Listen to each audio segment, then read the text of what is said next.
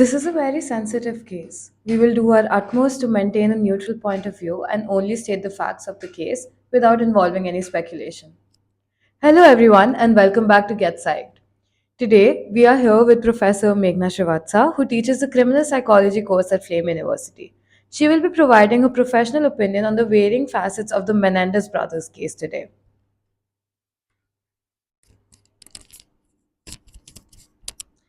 Professor Meghna received her dual doctorate degree in psychology from the University of Gothenburg and the University of Portsmouth, fully funded by the European Commission, awarded through the Erasmus Mundus Fellowship under the aegis of the House of Legal Psychology.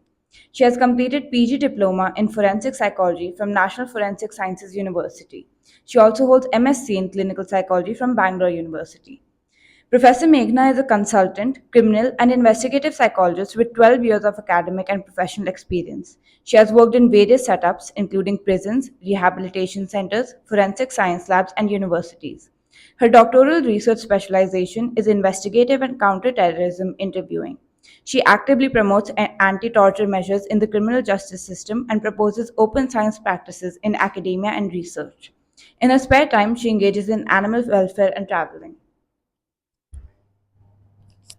Oh, we're very happy to have you here, Professor. So, today we'll start by giving a brief of the case to everyone who's listening, and then we will throw our questions at you so you can help us understand the case much better from a professional opinion. Because all we know is through the documentary that just came out, and through what we've read, the reels we see on Instagram, and all that.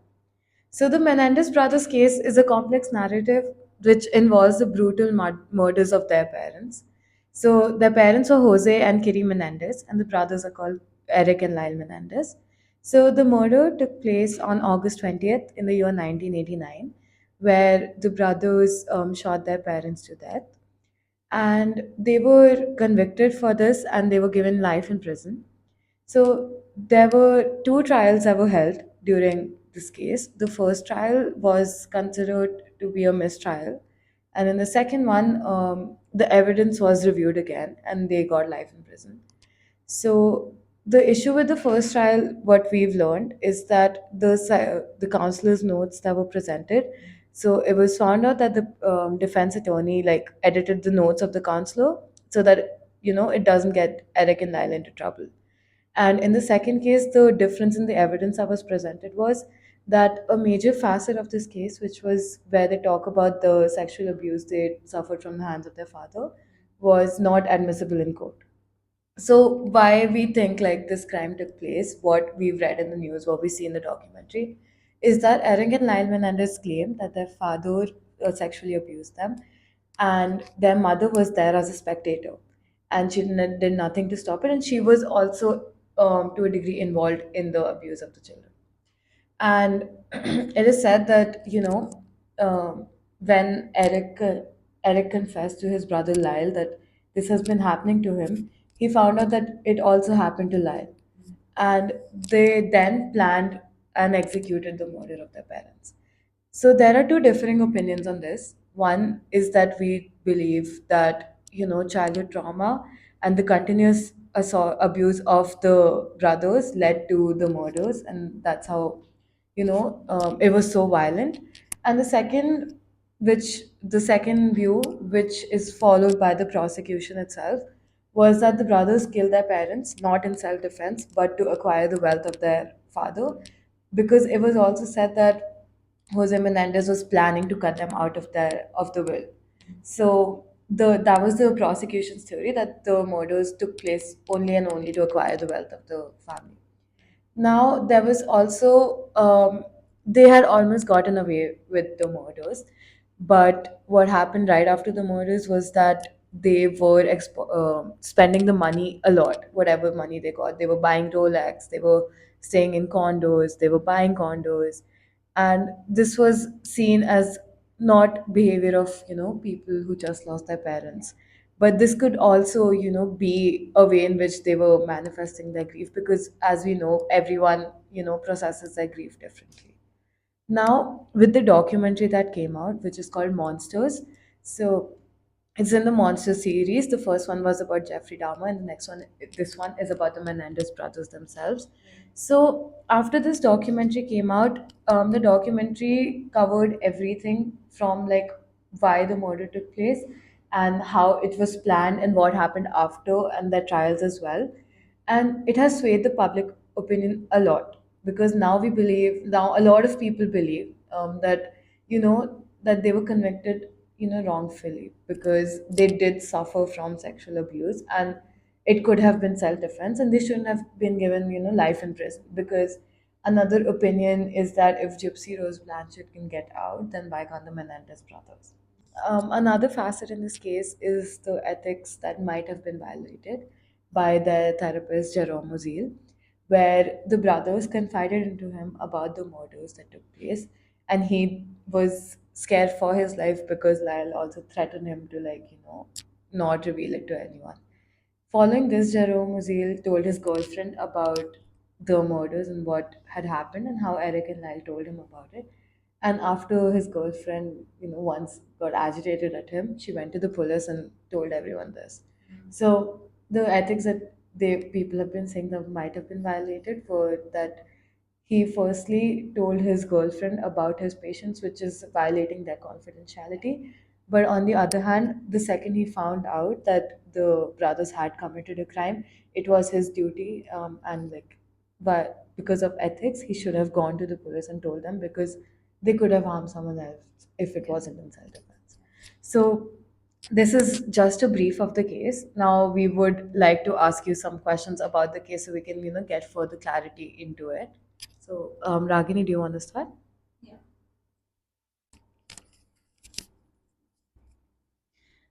So firstly, I think what we just talked about, the ethical violations that were covered. So, to your knowledge, what in more depth, what were the violations that took place from the counselor's side here, and what could he have done differently?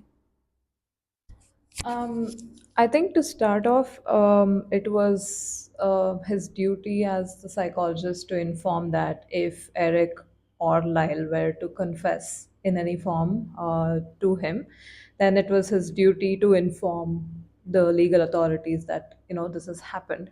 So one of the things that we do as professionals in the field is to inform them that if there's any legal information that is useful for investigations, then we will have to inform the authorities about it. So I think the whole idea behind this counselor even involved in the case was problematic because the father hired him and paid him to keep the father informed of what they're doing. I think that itself was very problematic because the whole idea of having a therapist is confidentiality, right? Minus the crime, even if they had not committed the crime, the fact that your parents have hired a therapist to keep them informed itself, and the fact that the therapist has agreed to do this itself is unethical, right? So the whole thing went wrong starting off. Eventually, I think what was unethical was, of course, him talking about it, to his partner, and him threatening Eric or Lyle with this information, him using it for blackmail, and her using it for blackmail. So all of these were, of course, ethical concerns. But like I said, I think the person who started off with keeping information about their clients to inform somebody else itself is unethical. So I think everything else was expected to go wrong beyond that point. Uh, I just find it funny that such a big case started because of relationship issues between a therapist and his girlfriend. Shivika, you have anything? So, as we've already discussed the ethical issues, I completely agree with you the way it started because if we go just by the documentary, we also did see that the parents were sitting in the session and then interrupting everything Eric and Lyle were telling the therapist. And the videotapes that the therapist was making, and other than that, also the fact that he blackmailed them to help his business grow is also something that you won't expect your own therapist to do. So my question is, so you know how the defense and prosecution teams involved in the case were. So there was this like Eric and Lyle said that they didn't get adequate defense in the first case, and then they switched it up for the second trial. And the prosecution did stick with their motion, but what they did was they got the evidence, very limited and constricted. So, do you think they played their role ethically and fairly from a psychological perspective? I think it is important for us to kind of get a hang of sexual abuse in general as like a, as a defense, because there's so much gray area when it comes to understanding different forms of sexual abuse. And for the longest time, the moment you say sexual abuse, you expect a woman to be a victim, and a man to be victimizing a woman, right? But in this case, it was a man victimizing two other men. To understand that, even in 2024, we still kind of go back and forth, especially a lot of people with conservative mindsets about, how these dynamics work. So, back in the day, in their time, to have this understanding, was, yeah, not something that worked out really well for the brothers, right? So did the defense and the prosecution did a good job in terms of putting their psychological issues forward? I think the defense tried their best in terms of putting their suffering out, for the jury and the judge to see. But I think the prosecution made a mockery out of the whole suffering. Because at the end of the day, in a time like back in the 80s, to for two men to come forward and say they were sexually abused, right, and they are coming from a prominent family, why would they put themselves under the bus, right? And why would they say something like that if something like that would not have happened? To get away with murder, I think they went through even worse consequences than committing murder by accepting the fact that they were sexually abused by their own father.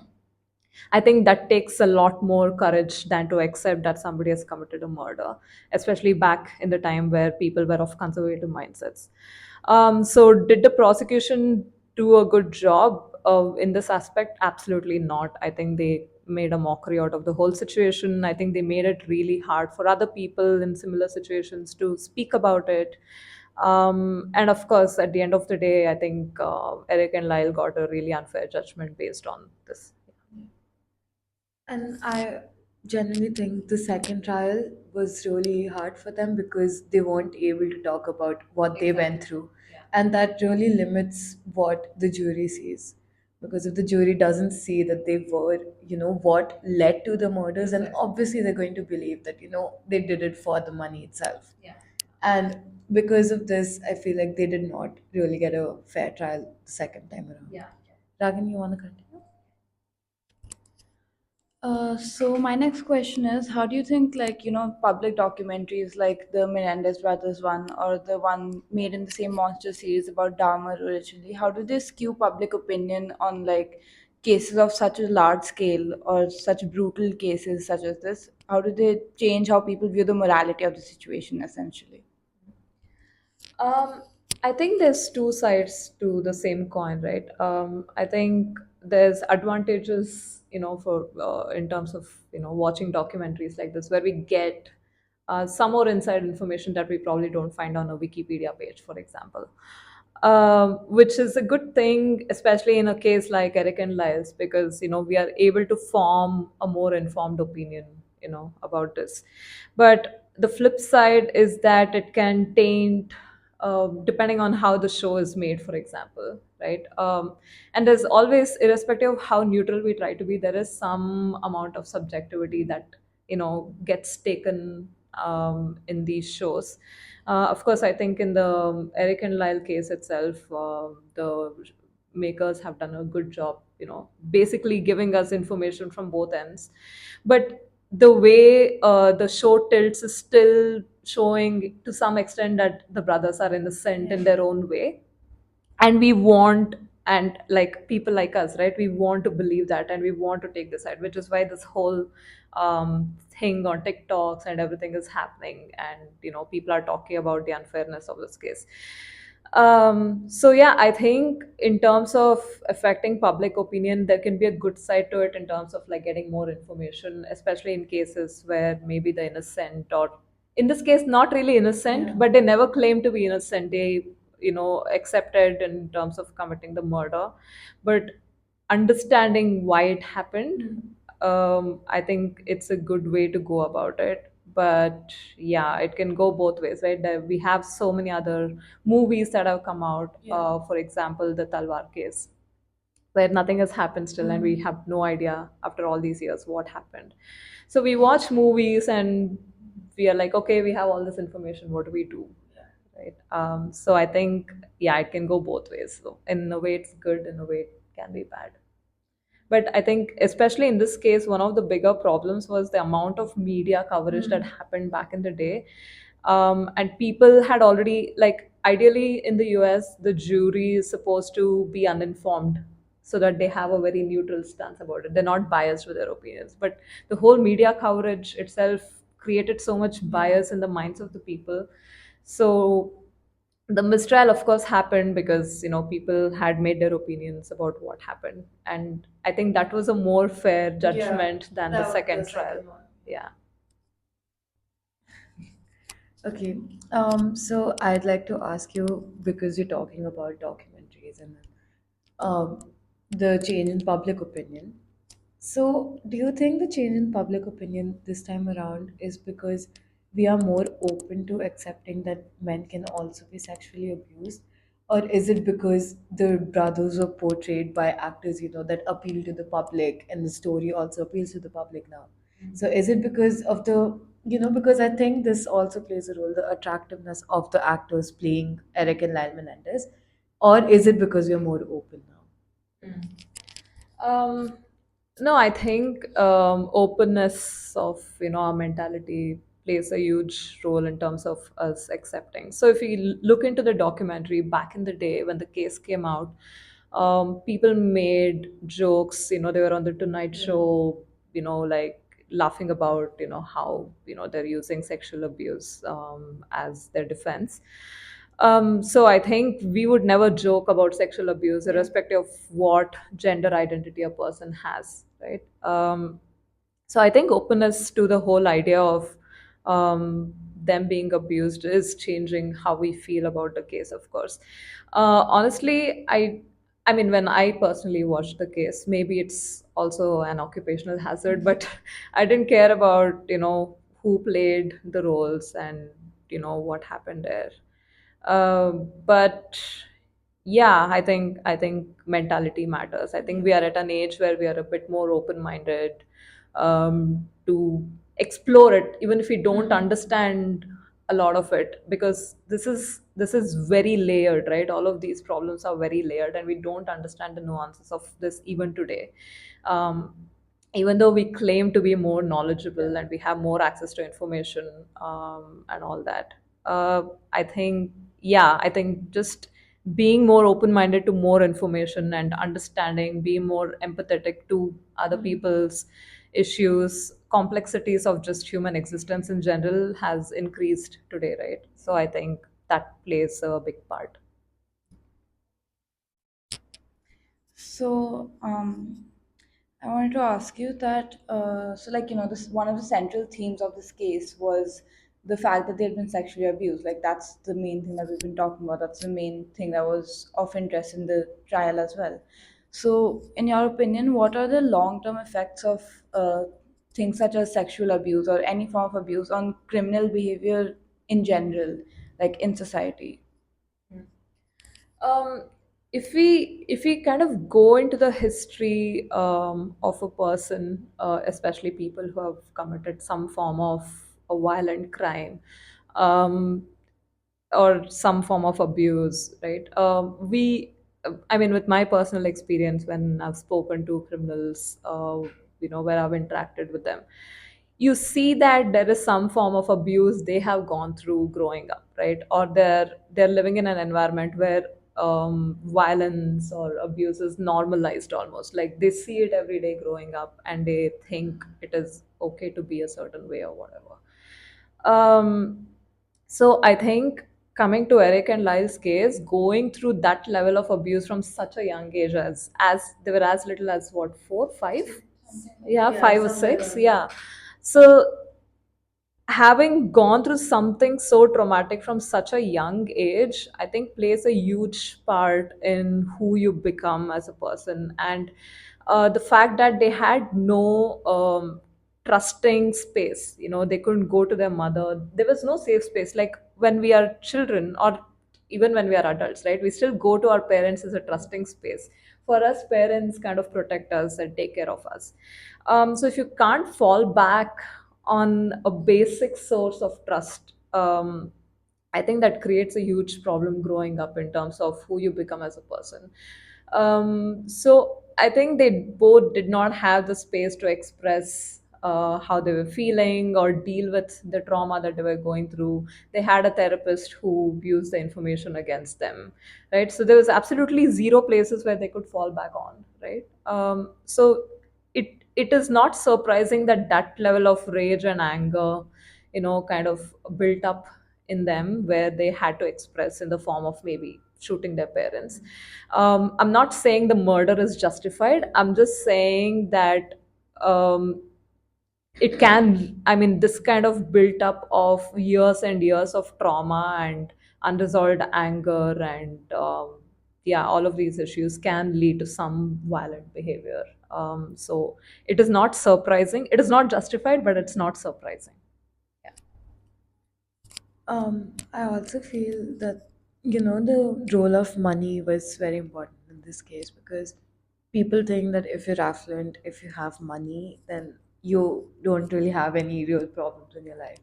And I feel like because Jose was such a well known man and because they had money, they were living in a Beverly Hills house, it was considered that maybe these boys are lying because they have the money, they don't, and they could have easily run away. That was a big point that people said.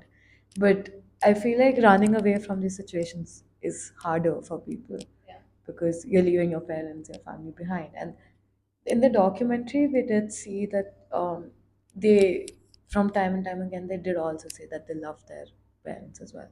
So the love hate thing in this, can you talk, like, can you elaborate a bit more on that? Like, why did they like feel that love towards their father and then still ended up committing the crime that they committed? Yeah. Um, I think for us to understand the love hate relationship, we need to understand an abuser victim relationship, right? So we see a lot of people in very abusive relationships. Let's cut to like very simple, basic, everyday things, right? We see a lot of, heterosexual, whatever, homosexual, any sexual relationships, romantic relationships, where people are in abusive, toxic relationships all the time. They're yelling, screaming at each other, they're hurting each other, but they continue to stay with each other anyway, right? um, there's a dynamic of power in these relationships, and the abuser has that power to keep the victim to come back, and they also make it feel like the victim is somehow at fault, which is why they are being treated the way they are treated, right?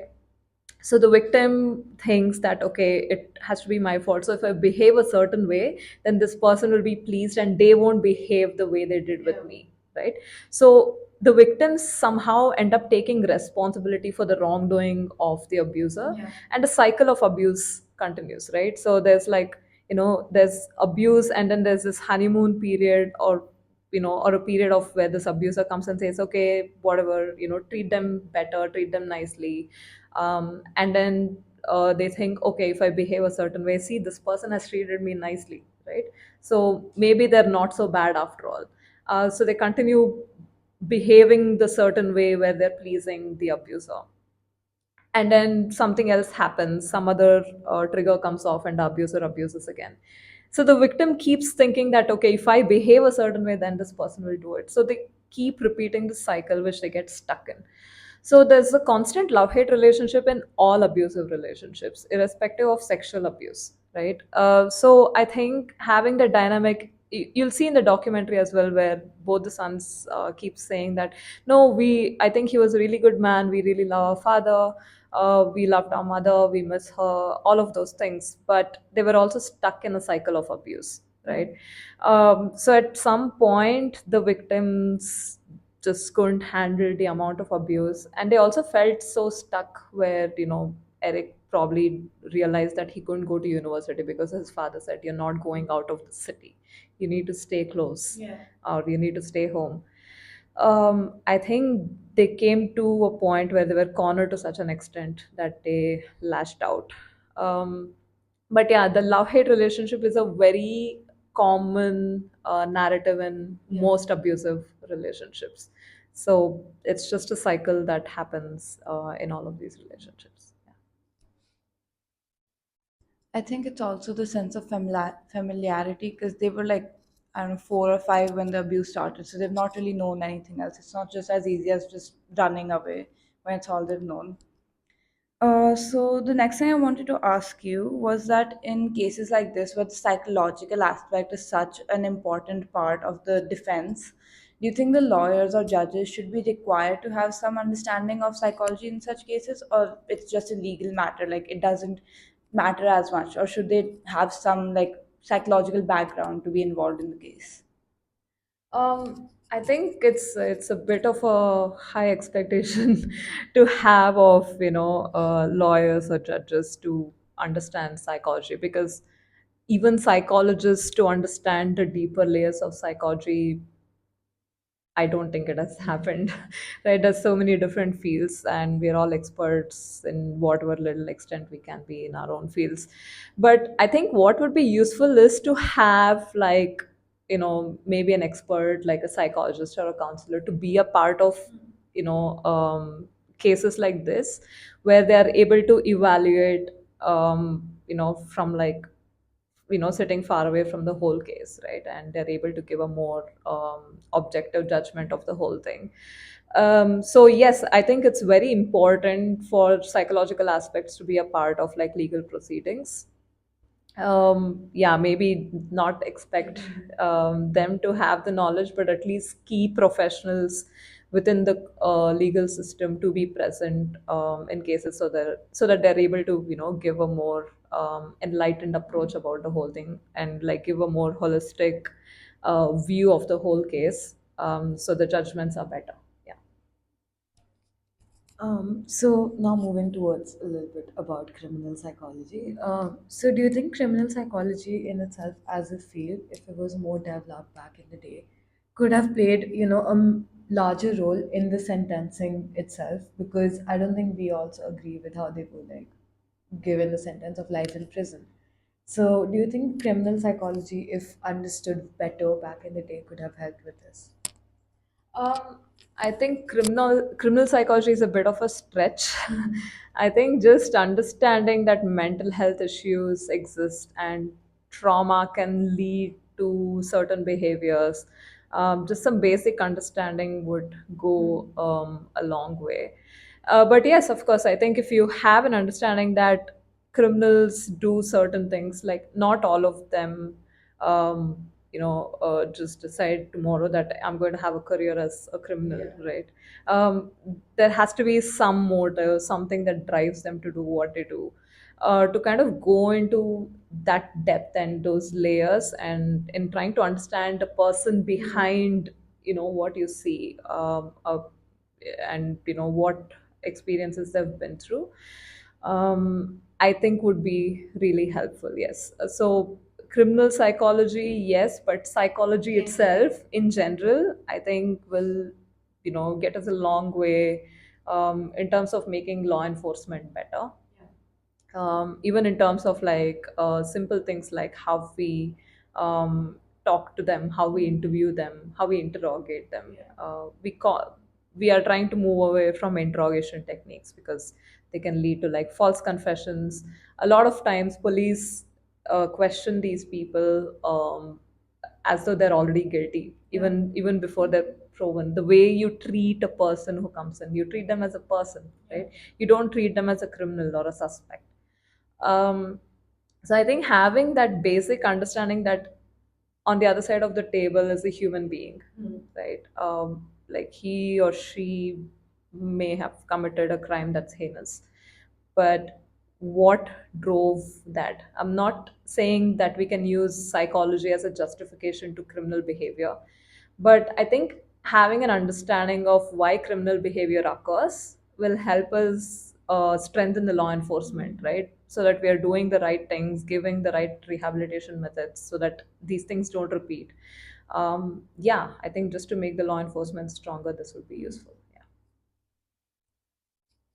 Yeah. So now that we're talking about the field, what exactly comprises criminal psychology? Like what part of the process or of psychology or of the legal process is studied under the field?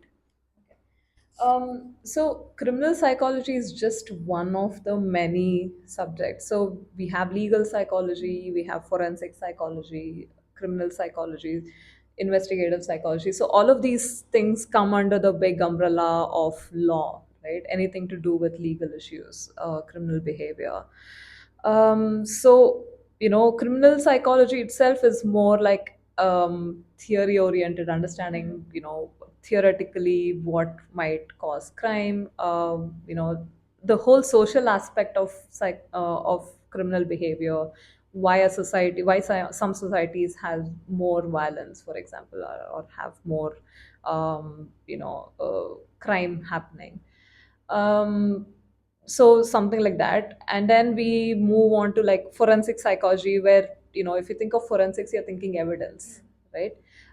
So forensic psychology is trying to use different techniques, like you're probably familiar with like lie detection, like your polygraph and like your brain mapping and all of those things, right? So you're looking at techniques that we can use to provide some information to aid investigation, right? Not that these techniques are scientific, they're actually very unscientific. They don't really work, and there are 100 ways where we can fake these techniques and get away with them. But this is what we are trying to look at, in the forensics space. In the legal space, we are thinking like more clinical aspects, like memory, how memory affects, like maybe yeah, confessions, or maybe eyewitnesses. How much do they remember? Like if you ask me what I had for breakfast day before yesterday, I don't know, I don't remember, right?